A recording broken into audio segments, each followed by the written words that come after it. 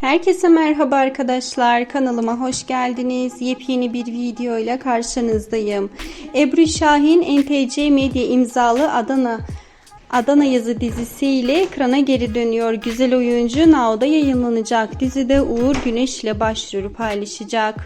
Oyuncu görüşmelere devam eden diziyi Onur Uğraş kaleme alırken yönetmen koltuğunda ise Faruk Teber oturacak.